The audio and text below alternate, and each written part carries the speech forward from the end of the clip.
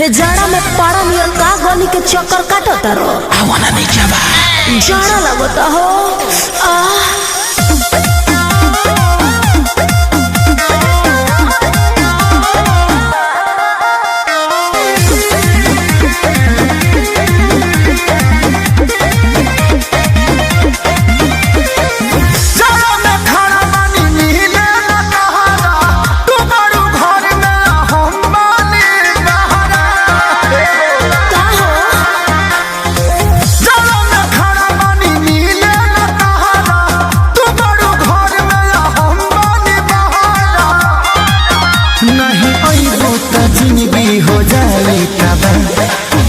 तो कैसे आई देवाल फाड़ने के लिए 67 दबा पिछुआरी आवे खातिर 68 100 नंबर दबा दे तो मिलल भूल जाएगा। ये सब क्या देखना पड़ रहा है।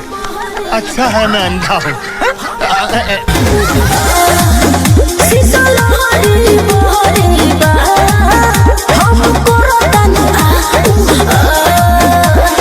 सुनो ना तुअरा के आगे तपे खातिर 0 आ हीटर धरे खातिर तीनों दबा दे। अरे 3 पुलक के बात होता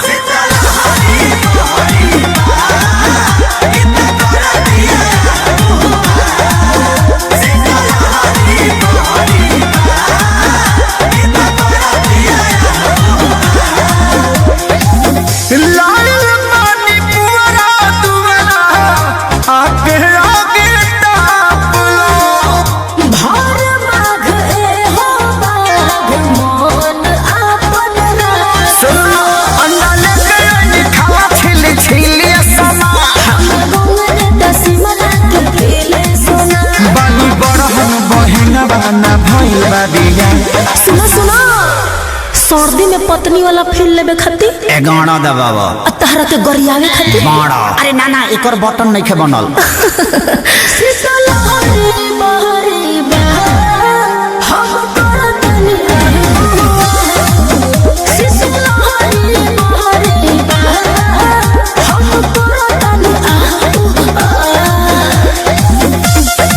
ये सब क्या देखना पड़ रहा है।